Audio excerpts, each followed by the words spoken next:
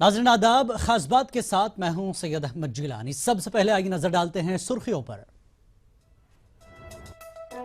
अदम रवादारी और फरका परस्ती के खिलाफ यूपी में कई तंजीमों ने शऊर बेदारी मुहिम चलाई। उत्तर प्रदेश के महकमे अक़लियती फलाह बहबूद में अफसरों की भारी किल्लत, अक़लियतों से मुताल्लिक़ नाफिज नहीं हो पा रही हैं स्कीमें। आगरा के मदरसा मोइनुल इस्लाम में फ़िरक़ावाराना हम आहंगी की बेहतरीन मिसाल, यहाँ कुरान के साथ संस्कृत की भी दी जा रही है तालीम।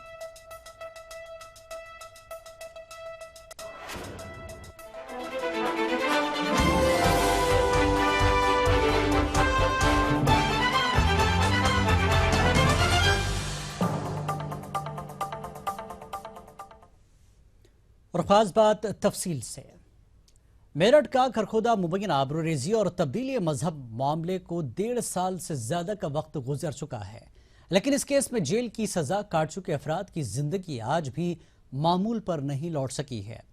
महीनों जेल की 4 दीवारी में कैद की जिंदगी काट चुके सनाउल्लाह और मुनव्वर अहमद आज अपने हालात पर आंसू बहा रहे हैं।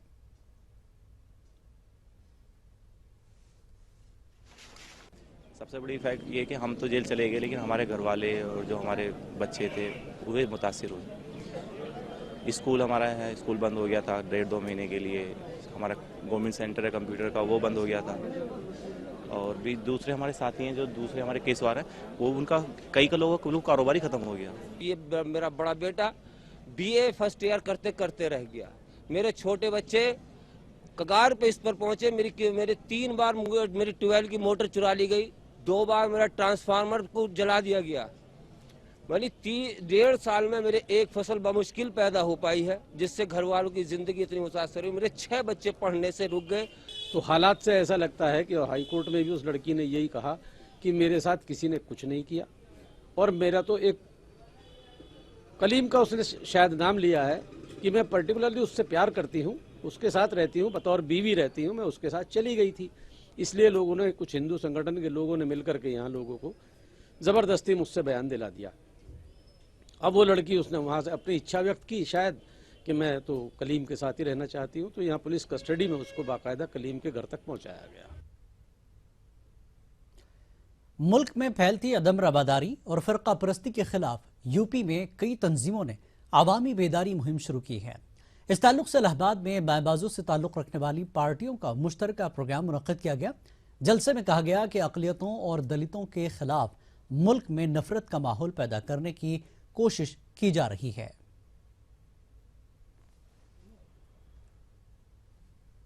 देखिए, मुल्क के हालात तो बहुत ख़राब हैं। मुल्क के हालात आज गरीबी है, बेरोज़गारी है, नौकरी नहीं है।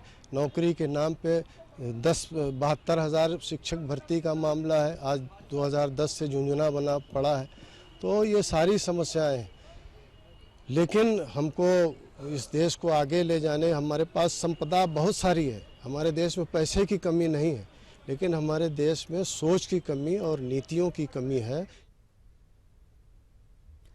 यूपी की सरकर्दा तंजीम यूनाइटेड मुस्लिम ऑर्गेनाइजेशन ने कहा है कि अदम रवादारी के खिलाफ रियासत में मुत्तहिदा महाज तश्कील दिया जाएगा। यूनाइटेड मुस्लिम ऑर्गेनाइजेशन के सेक्रेटरी मोहम्मद खालिद ने इलाहाबाद में बताया कि मुल्क में फ़िरका परस्ती और अदम रवादारी अपने उरूज पर पहुंच रही है। मोहम्मद खालिद ने कहा कि अदम रवादारी का मुकाबला करने के लिए एक मुश्तरका लाहेअमल तरतीब देने की ज़रूरत है। जस्टिस राजेंद्र सच्चर साहब को लेकर प्रोग्राम किया, उसमें भी कई लोग इस तरह के पहुँचे जिन्होंने कहा कि यहाँ पर हिंदू विरोधी बात हो रही है, अभी ये नहीं होने देंगे। तो अब अगर बोलने का अधिकार भी हमसे छीन लिया जाए, बोलने का हक भी हमको न रहे, तो ये इंटॉलरेंस की आखिरी हद है समझ। लेकिन बहरहाल हमको अपनी कोशिशें करनी है और मिल्लत को मुत्तहिद करने के लिए एक बेहतरीन प्लेटफॉर्म हमको ये हासिल है। हमारी पूरी कोशिश है कि हम यूपी में इसको बेहतर से बेहतर शक्ल में ला सकें। उत्तर प्रदेश के महकमे अक़लियती फलाह बहबूद में अफसरों की भारी किल्लत है, जिसके सबब रियासत में अक़लियतों की फलाह बहबूद से मुताल्लिक़ स्कीमें ठीक से नाफिज नहीं हो पा रही हैं। उत्तर प्रदेश मुल्क का सबसे बड़ा सूबा है। सूबे के 75 इजला में तकरीबन 20% मुस्लिम आबादी है। हर जिला में अक़लियती फलाह के लिए एक सरकारी अफसर की तकर्रुरी होती है, लेकिन मौजूदा वक्त में 75 में से सिर्फ 46 जिलों में ही अक़लियती फलाह बहबूद अफसर मौजूद हैं। बाकी जिले या तो खाली पड़े हुए हैं या डीएम ने किसी दूसरे अफसर को इजाफी चार्ज दे रखा है। महकमा अक़लियती फलाह के डायरेक्टर भी अफसरों की कमी का एतराफ कर रहे हैं। उनके मुताबिक अदालत के जरिए प्रमोशन पर रिजर्वेशन का निजाम खत्म करने से भी कई जिले खाली हो गए हैं। फुल फ्लेज डीएमओ अभी तो कुछ बाहर कर दिए गए हैं, उनका डिमोशन हुआ है, उसकी वजह से उनका सिलेक्शन हो गया था एससी होने के कारण। तो गवर्नमेंट का आर्डर ये आया कि अगर उनका प्रमोशन हुआ है, एससी होने की वजह से अगर बैकलॉग का कोटा भरा गया है तो उसी उसूल के मुताबिक उनको बैक भी किया गया है। विभागीय कार्रवाई तो सबसे पहले ये होती है कि अगर कोई गिरफ्तार कर लिया जाता है तो उसको सस्पेंड कर दिया जाता है। उसको सस्पेंड कर दिया गया और फिर इस सस्पेंशन के पीरियड में उसको डीएम के ऑफिस से अटैच कर दिया गया है। महकमा अक़लियती फलाह बहबूद के कई अफसरों पर बदउनवानी के इल्जामात लग चुके हैं। अक्टूबर में फिरोजाबाद के अक़लियती बहबूद अफसर महेंद्र नाथ प्रताप सिंह को रंगे हाथों रिश्वत लेते पकड़ा गया था। महेंद्र प्रताप जेल से रिहा होने के बाद अपनी बहाली के लिए डायरेक्टरेट के चक्कर लगा रहे हैं। जानकारों के मुताबिक दूसरे महकमों से आने वाले अफसरान कायदे कानून को ताक पर रखकर काम करते हैं, ताहम महकमा के डायरेक्टर उससे काम चलाने की मजबूरी बता रहे हैं। देखिए, कोई ना कोई तो काम करता ही है। अगर हमारे डिपार्टमेंट का ऑफिसर नहीं है तो किसी दूसरे डिपार्टमेंट के ऑफिसर को चार्ज दिला दिया जाता है या फिर शासन वो डीएम अपने लेवल से दिला देता है। सूबे के मुख्तलिफ जिलों में तैनात तकरीबन 12 अफसर ऐसे हैं जो प्रमोशन पाकर या डिपुटेशन पर अक़लियती बहबूद अफसर बने हैं। महकमे को उम्मीद है रियासती सिलेक्शन बोर्ड से मुंतखब होने के बाद अफसरों की कमी दूर हो जाएगी। लखनऊ से ईटीवी के लिए इरफान अली की रिपोर्ट। भोपाल गैस हादसे के सिलसिले में एक प्रेस कॉन्फ्रेंस का इनेकाद किया गया जिसमें चेन्नई से म्यूजिकल ग्रुप को मदऊ किया गया। यह ग्रुप 3 दिसंबर को अपना प्रोग्राम पेश करेगा जो कि गैस मुतासरीन पर मुश्तमिल होगा। वाज़ेह के इस प्रोग्राम में ग्रुप मुतासरीन की 31 साल की परेशानी को मौसीकी के जरिए पेश करेगा।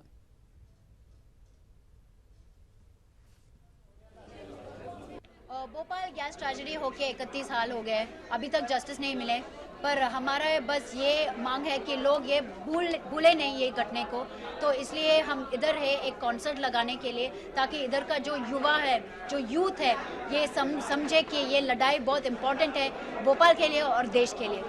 और हम एक कॉन्सर्ट लगाए हैं 3 दिसंबर को, जहां हम ऐसे भोपाल के बारे में बात करेंगे और इंडिया के जो भी ऐसे घटनाएं हैं जो कोडाईकनाल में हुआ है इसके बारे में बात करेंगे।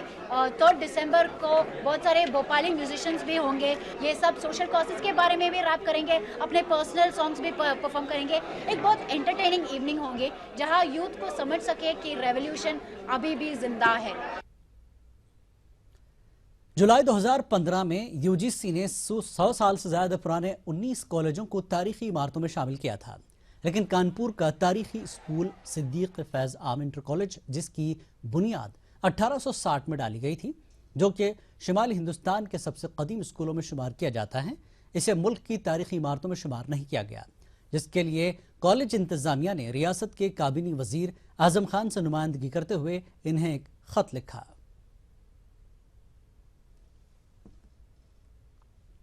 ये इंस्टीट्यूशन, इसकी बुनियाद 1860 में पड़ी थी, जिसको तकरीबन आज 160 साल हो रहे हैं।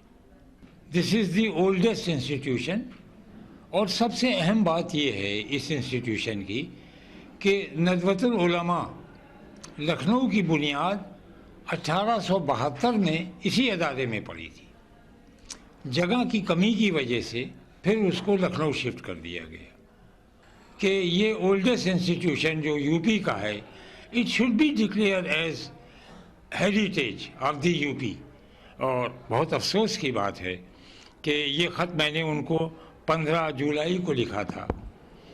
आज तक उन्होंने न हमको समय दिया उनसे अपने मिलने का, न ही कोई इस पत्र का कोई जवाब हमको मिला।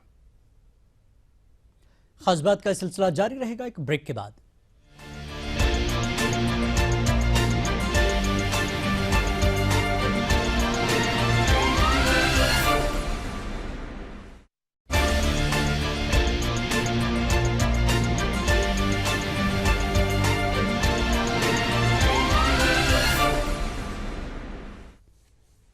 खास बात में एक बार फिर आपका खैर मकदम है।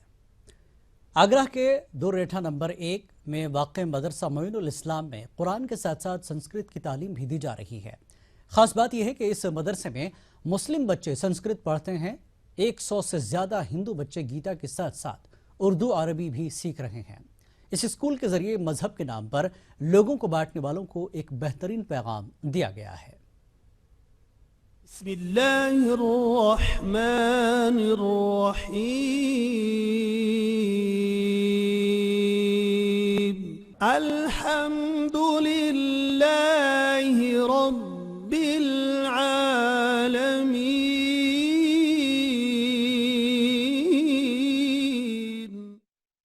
ओम भूर्भुवः स्वः तत्सवितुर्वरेण्यं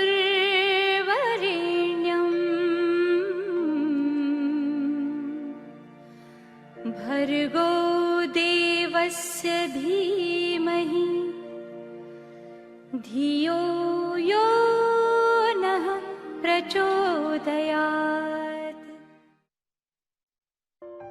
आगरा के दोरेठा नंबर 1 में वाक़िया मदरसा मोइनुल इस्लाम में कुरान के साथ साथ संस्कृत की तालीम भी दी जा रही है।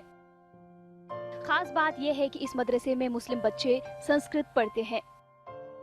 100 से ज्यादा हिंदू बच्चे गीता के साथ साथ उर्दू अरबी भी सीख रहे हैं। यहाँ तालीम से फैज़याब होने वाले हिंदू और मुस्लिम बच्चों को जो तालीम दी जा रही है, इसने दुनिया में मजहब के नाम पर लोगों को बांटने वाले कट्टर ज़हनियत वालों को एक बेहतरीन पैगाम दिया है। दोनों मजहबों के बच्चों को संस्कृत, कुरान की आयतें और गायत्री मंत्र की तालीम देने की रिवायत ने मदरसे को गुफ्तगू का खास मौजू बना दिया है। यहाँ पे उर्दू भी पढ़ते हैं, हिंदी भी पढ़ते हैं। हम पढ़ने के लिए आए, हमें पढ़ने की इच्छा थी। यहाँ पर हिंदी, उर्दू और संस्कृत, इंग्लिश, कंप्यूटर, ड्राइंग सारे सब्जेक्ट पढ़ाए। ओम भूर्भुवः स्वः तत्सवितुर्वरेण्यं भर्गो देवस्य धीमहि धियो यो नः प्रचोदयात्। दो मुख्तलिफ मज़ाहिब के बच्चे तासुबाना रवैये को सिरे से नजरअंदाज करके घंटों मदरसे में एक साथ पढ़ते हैं। शहर से करीब 10 किलोमीटर दूर वाक़िया इस मदरसे में 375 तुलबा हैं। इसमें मुस्लिम तुलबा की तादाद 275 है और हिंदू तुलबा की तादाद 100 है। तमाम तुलबा को एक साथ कुरान, दीनियात और अरबी के साथ उत्तर प्रदेश माध्यमिक शिक्षा परिषद के तमाम मज़ामीन पढ़ाए जाते हैं। मदरसे में इन बच्चों को संस्कृत पढ़ाने के लिए उस्ताद इख्तियार हुसैन और मुश्ताक हाशमी पूरी मेहनत लगाए हुए हैं। हमने अपने साथियों से मशवरा किया, जो हमारे स्टाफ है उनसे मशवरा किया कि चूँकि इस वक्त मुल्क में जो हालात चल रहे हैं, उस हालात के तहत हमें कोशिश ये करनी चाहिए कि बच्चों के अंदर भी आपसी भाईचारे का माहौल पैदा हो। मजहब नहीं सिखाता आपस में बैर रखना। डॉक्टर मोहम्मद इकबाल की नज्म का ये मिसरा इस मदरसे पर बिल्कुल सादिक आता है। मदरसे को गंगा जमुनी तहजीब की शानदार मिसाल कहा जा सकता है। ETV news, Agra.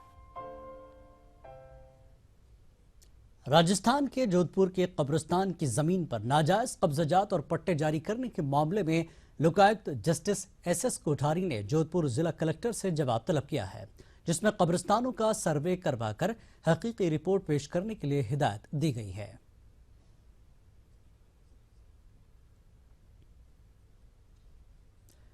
मेरठ में गिरफ्तार ISI एजेंट एजाज उर्फ मोहम्मद कलाम की अहलिया बरेली छोड़कर अपने आबाई वतन बिहार के आरा जाने पर मजबूर हैं। अब वो इस शहर को हमेशा के लिए छोड़कर जाना चाहती है। बरेली के प्रेम नगर थाना इलाके के शाहबाद में मुकीम एजाज अपनी पहचान छुपाकर रह रहा था। एजाज की गिरफ्तारी के बाद इसकी अहलिया के पास घर वापस जाने के अलावा कोई दूसरा रास्ता नहीं बचा है।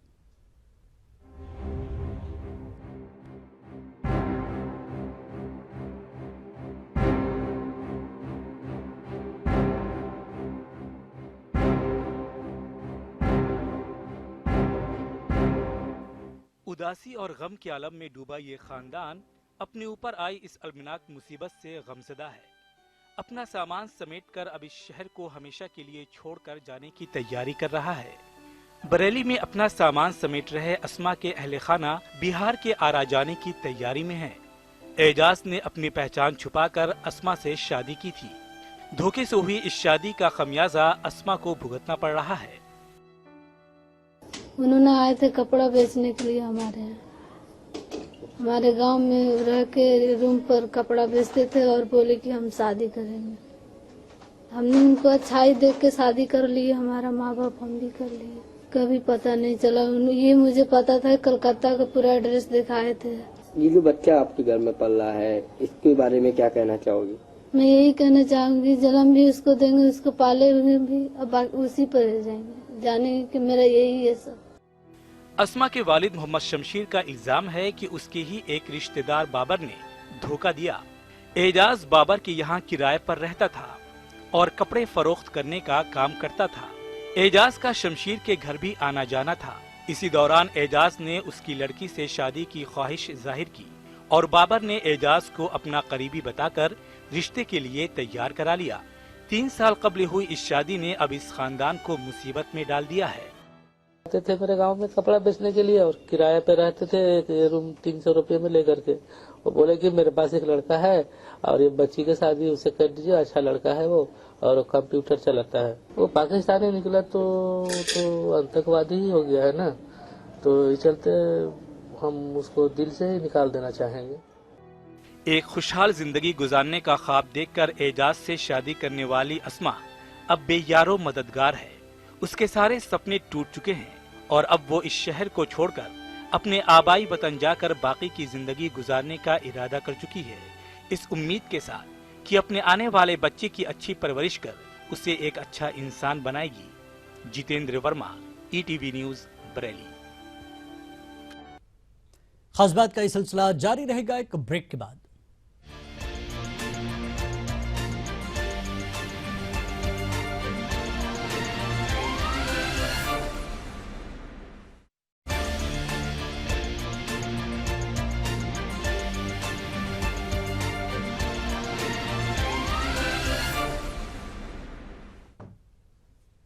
खास बात में एक बार फिर आपका खैर मकदम है। यूपी के कानपुर में दरियाव गांव की नूरजहां वजीर आजम नरेंद्र मोदी के मन की बात प्रोग्राम के बाद से सुर्खियों में है। नूरजहां सोलर लालटेनों को चार्ज करके घरों को रोशन कर रही हैं। पेश है खास रिपोर्ट।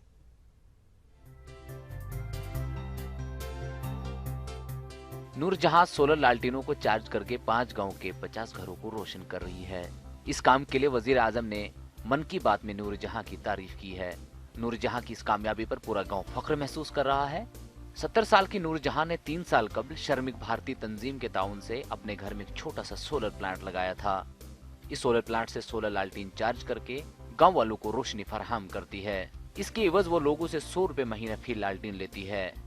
कितने घरों तक आप रोशनी पहुंचा रही हैं? ये कितना लक्ष्य आपका अभी और है? अब ये 50 आएंगी तो जहाँ तक जाती हैं तहाँ तक 5 गाँव में तक जाती हैं। तो आपको कैसे मालूम चला कि मोदी जी ने आपकी तारीफ की है? और अब मोदी जी ने अब हमसे बात कल भई थी तो हमें ऐसे मालूम है कि हमारी तारीफ भई है।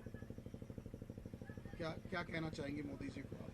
बहुत बहुत धन्यवाद है उनको कि जो हमसे उन्होंने बात किया गरीबत में। सुनने को मिला कि मोदी जी हमारी माँ की बहुत सराहना किया तो हमको बहुत खुशी हुई, बहुत ज़्यादा खुशी हुई कि हमारी माँ का नाम इतना ऊपर पहुंच गया कि मोदी जी ने, प्रधानमंत्री ने नाम ले लिया।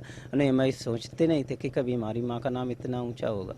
तो वहीं से हमको उनको बहुत बहुत धन्यवाद हम देना चाहते हैं। मोदी जी को बहुत बहुत जी मालूम कही नहीं सकता कितना धन्यवाद देना अपने होते। ये जब से ना लाइटें आई हैं, जब से ना इनके बराबर लाइटें ले जा रहे हैं, बहुत अच्छा सुविधा मिल रहा है इससे।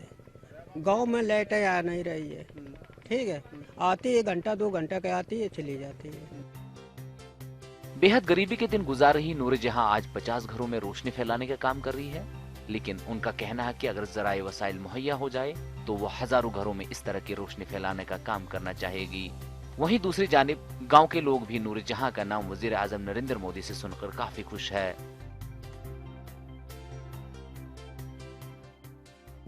गांव के अंधेरे को चीरकर रोशनी की किरण को कई गांव तक पहुंचाने वाली इस नूर जहां के संकल्प, सोच, जज्बे और इसके परिश्रम को ईटीवी का सलाम। कैमरा पर्सन आशीष पांडे के साथ अमित गंजू, ईटीवी न्यूज, कानपुर देहात। किताब इलाही न सिर्फ मुसलमानों के लिए बल्कि आलम इंसानियत की हिदायत के लिए है। इसी मकसद के तहत मेरठ में तहरीक फ़हम कुरान के उन्वान से जलसे का इनेकाद किया गया। इस मौके पर मुनक्कदा इजलास में दारुल उलूम देवबंद से ताल्लुक़ रखने वाले उलमा ने शिरकत की। मुकर्रिरीन ने कुरान पाक की तफसीर बयान करने के साथ साथ इसकी तालीमात को मुसलमानों के साथ साथ गैर मुस्लिम अफराद तक पहुँचाने की ज़रूरत पर जोर दिया। उम्मत मुस्लिमा की एक बड़ी जिम्मेदारी है कि इस कुरान के पैगाम को अल्लाह के उन बंदों तक ज़रूर पहुँचाए कि जो अभी तक इससे रूशनास नहीं है। ख़ास तौर पे हमारे हिंदुस्तान में जो हमारे हमवतन भाई हैं और अपने गैर मुस्लिम भाइयों तक ये पैगाम हम उसी वक्त पहुँचा सकेंगे जब हम खुद कुरान। मुल्क भर में मुसलमानों पर हो रहे हमलों पर आवाज़ तंजीम के लीडरों ने तशवीश का इजहार किया। इस दौरान मुसलमानों पर हो रहे हमलों के हल पर बातचीत हुई। इसके अलावा मुसलमानों को 10% रिजर्वेशन फराहम करने का भी इन्होंने हुकूमत से मुतालबा किया। आवाज़ तंजीम के सेक्रेटरी इम्तियाज़ ने बताया कि मरकज़ में बीजेपी इख्तिदार में आने के बाद से मुसलमानों पर हो रहे हमलों में मजीद इजाफा हुआ है।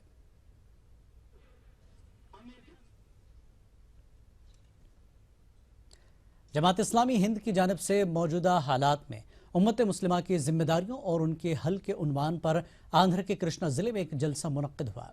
अमीर हल्का मौलाना अब्दुस्सलाम दस्तगीर की क़यादत में मुनक्किदा जलसे में हज़ारों मर्द और ख़वातीन ने शिरकत की। इस दौरान मौजूदा सूरत हाल और मुसलमानों के मसाइल पर सरकर्दा शख्सियात ने अपने ख़यालात का इजहार किया।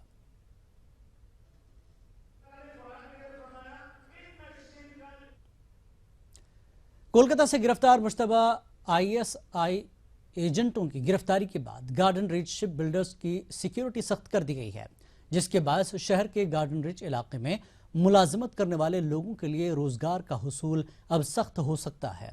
वाज़र के अशफाक अंसारी, मामा जहांगीर अंसारी और इरशाद अंसारी की गिरफ्तारी के बाद यहाँ के शिप बिल्डर्स के जिम्मेदारों की नींदें उड़ गई हैं।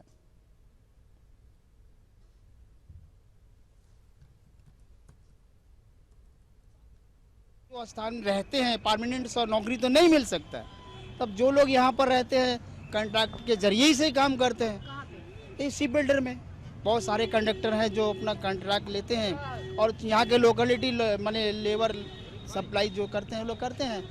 और अब क्या होगा इन सारे लोगों के लिए तो मुसीबत हो गई ना। यही है वो गार्डन रिच शिप बिल्डर्स जहां के जंगी जहाज़ों की तफसीलात पाकिस्तान भेजी जा रही थी। STF ने दावा किया है कि गार्डन रिच इलाके से जो 3 मुश्तबा ISI एजेंट गिरफ्तार हुए हैं वो यहीं काम करते थे और यहाँ के जंगी जहाज़ों की तफसीलात पाकिस्तान भेज रहे थे। आप देख सकते हैं कि ये गार्डन रिच शिप बिल्डर्स के बाहर सिक्योरिटी सख्त कर दी गई है। किसी को भी बगैर आई कार्ड के अंदर जाने की इजाज़त नहीं है, क्योंकि शिप बिल्डर्स के लिए सबसे बड़ा मसला ये है कि आखिर सिक्योरिटी में कमी कहाँ रह गई, क्योंकि इस शिप बिल्डर से दुनिया के मुख्तलिफ ममालिक ने यहाँ से जंगी जहाज खरीदने की ख्वाहिश का इजहार किया था। ऐसे में बड़े पैमाने पर यहाँ जंगी जहाज तैयार किए जाते हैं। अब शिप बिल्डर्स के लिए सबसे बड़ा मसला ये है कि वो सिक्योरिटी को किस तरह मजबूत बनाए। कैमरामैन राव के साथ शबाना एजाज, ETV न्यूज़, कोलकाता। खास बात में फिलहाल इतना ही। आदाब।